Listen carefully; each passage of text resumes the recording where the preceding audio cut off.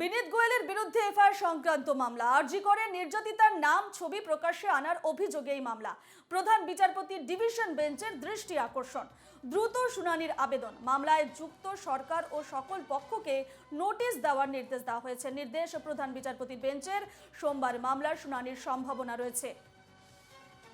বিনীত গোয়েলের বিরুদ্ধে এফআইআর সংক্রান্ত মামলা আরজি করে নির্যাতিতার নাম ছবি প্রকাশ্যে আনার অভিযোগে এই মামলা করা হয়েছে।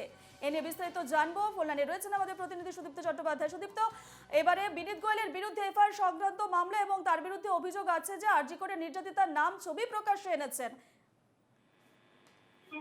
দেখো, একেবারে এই নিয়ে ইতিমধ্যেই হাইকোর্টে মামলা হয়েছে।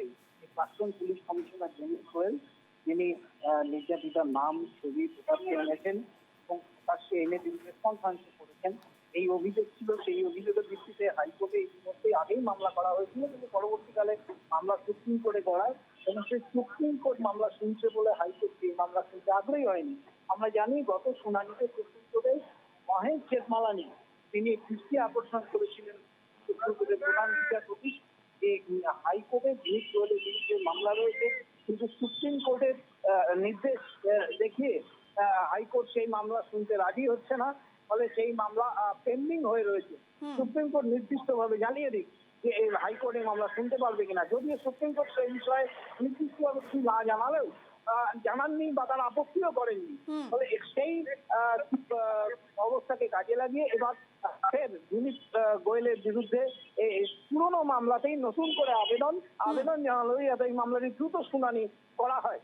এবং যেহেতু সুপ্রিম কোর্ট নিজেও বারবার বলেছে এবং বারবার প্রধান বিচারপতি জানিয়েছেন এটার বিরুদ্ধে কঠোর পদক্ষেপ করতে হবে, তিনি কেন্দ্রীয় তথ্য প্রযুক্তি মন্ত্রকের নোডাল অফিসার নিয়োগ করছেন যাতে নির্যাতিতার নাম ছবি সমাজ মাধ্যমে কোথাও না আসে। সেই একই অপরাধে যদি প্রাক্তন পুলিশ কমিশনার যদি সেই বিরুদ্ধে অভিযোগ এবং সেই মামলা শুনতে যাতে দ্রুত শুনানি হয় হাইকোর্টে, সেই আবেদনই জানানো হয়েছে আজ হাইকোর্টে এবং সেই আবেদনের ভিত্তিতে সব পক্ষকে নোটিশ পাঠানোর নির্দেশ দিয়েছে হাইকোর্ট।